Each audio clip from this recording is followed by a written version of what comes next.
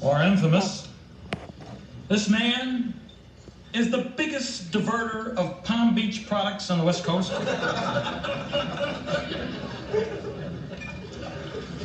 For this auspicious occasion, which is tough to say if you have plates, he has worn his beautiful Fruit of the Loom tux. Currently, Lynn is having his brain tested, so tonight they gave him a loaner. Why don't you give a warm welcome to Lynn and Delicato? Let's hear it.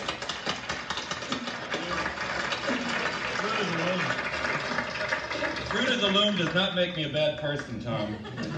And Tom, I got to tell you, I've had a lot of introductions in my life, but yours is certainly the most recent. And I want to thank you all for your sitting ovation. What a night, huh, Frank? There, you can use that at the next roast. All of you know that Tom is out of work, and he's. I understand you may become a manufacturer, and I have a great name for you, Tom. I want you to call it Guaranteed. Right off the top. You know, I've been asked to say a few words this evening about a man who is revered, respected, admired, and loved by his fellow man. But enough about me. I'd like to talk about Frank Liguri.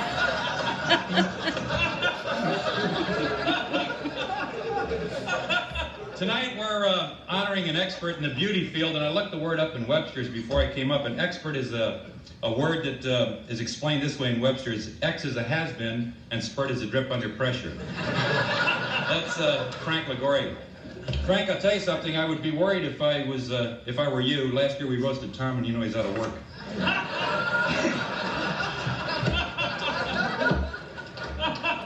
You know, even though we're roasting an Italian, I notice there's not a lot of Italians out there because, you know, I see too many necks. So Hey.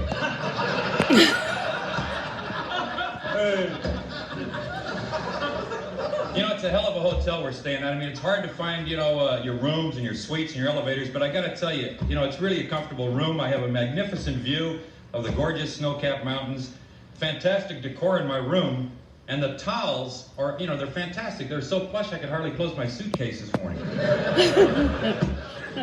Before I go any further, I got to tell you that there's a special announcement I have to make. The Redkin television series that is normally seen during the BBSI has been preempted by the Nucleic A Hour. You made the light go up.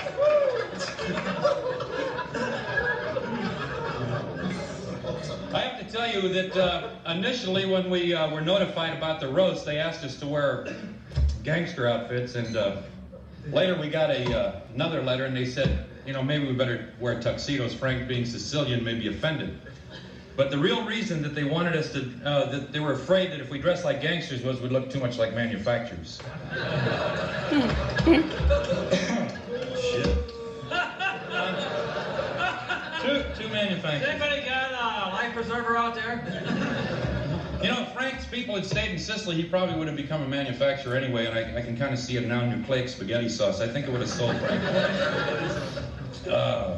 I don't think I'll use this one.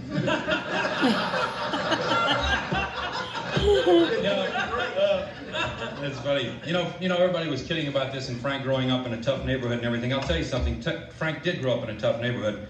As a matter of fact, as he grew older, his grandmother took him to Truman's funeral because he had never seen anyone that died of natural causes.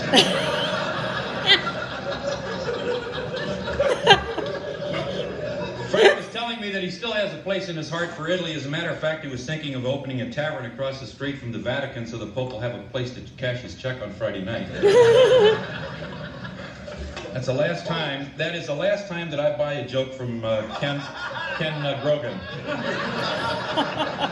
I kind of wish Frank was Polish because, you know, there's a lot of Polish humor around, and I know that, you know, the Polish people have taken a hell of a lot of abuse. Are there any Polish people here? Raise your foot.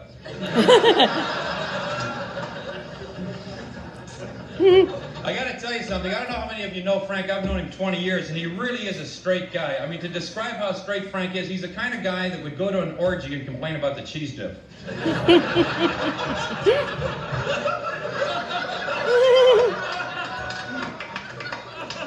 I'll tell you something. The other day, this is true, his wife told me, the other day he went to the doctor, and the doctor told him to take off his clothes, and he said, not till you buy me dinner a couple of times. Yeah. You've all heard it, his sex life is rated G. It's really nice to see the people that came out to roast you tonight, Frank. You know, it's nice to see Jack McGuire here, a guy that's done as much for the beauty industry as Hallowell has for the scientific approach to hairdressing.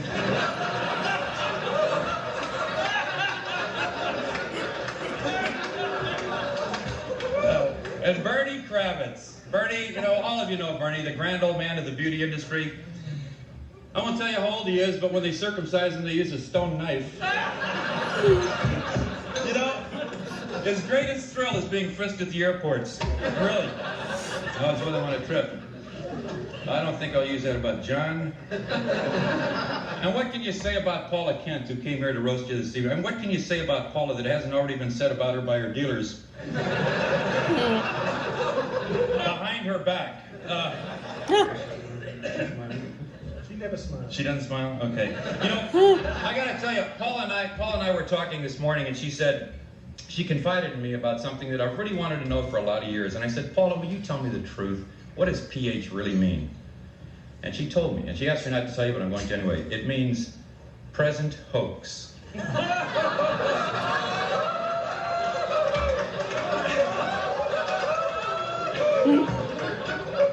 Is she smiling a little bit? Oh, but John just bit his cigar in half. John bit his cigar in half? Paula, you better be careful or it's going to stand for past hoax. I want to talk about Bob Berline. Bob I've known for 20 years, and you know, I got to say that Mother Nature's really been good to his face, but Father Time has kind of kicked the hell out of his body. And Judy Wells came all the way from Canada to be here with you tonight, and I got to tell you, what can you say about Judy, except it's a 4-letter word? And that's kind of a private joke. Sam Schweiger. It's really nice, you know, every function has to have a serious speaker. Hey,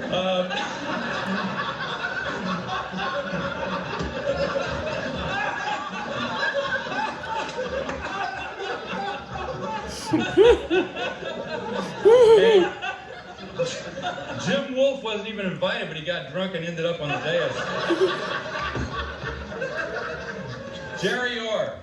I got a riddle for you, Jerry. What's black and blue and lays in the bottom of the river? Guys that call Italians wops.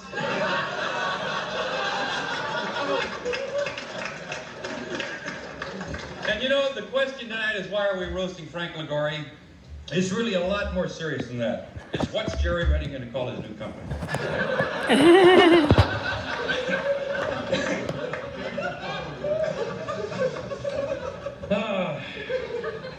The manufacturers have finally solved the return problem. Every new item will be made in the shape of Preparation H. I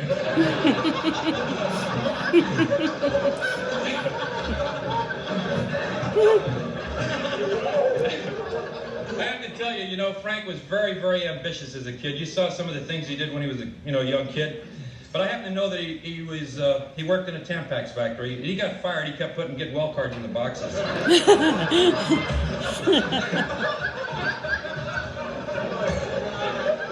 giving you that.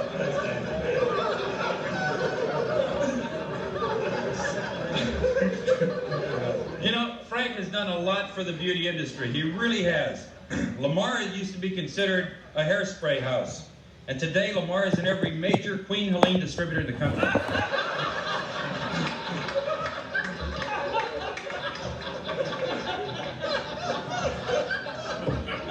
You know, Frank, really, this is true. Frank does the work of two people at Lamar, Laurel and Hardy.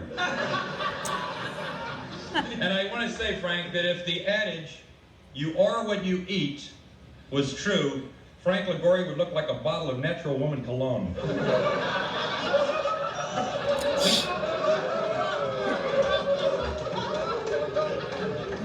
Don't laugh too hard, PK.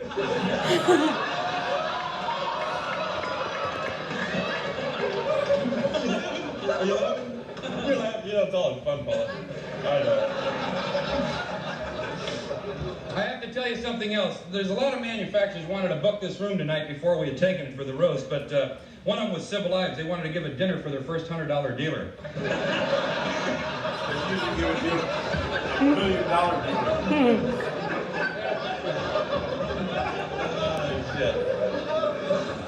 Permadell wanted to be here here tonight to give a dinner to their non-diverting dealers, but no one showed.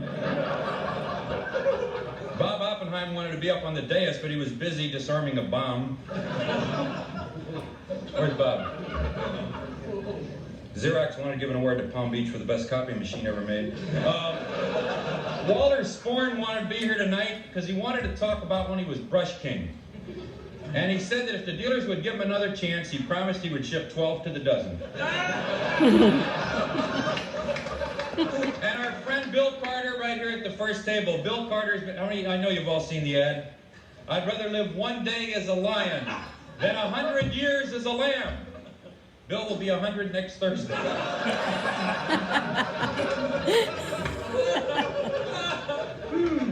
I haven't been so excited since I saw Helena Rubinstein in a bikini. But anyway, you know, the committee did promise me one thing. They said, Len, if you'll come down and, you know, do a little roasting on Frank, you'll meet very many important people in our industry and very influential people that will help you in your career.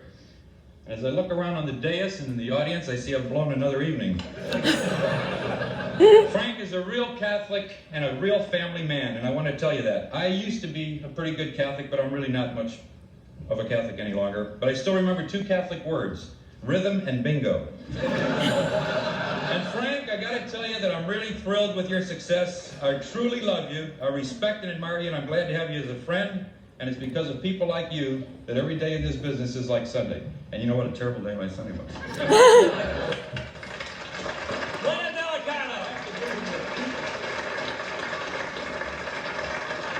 I want to present Frank with the Clone of the Year Award.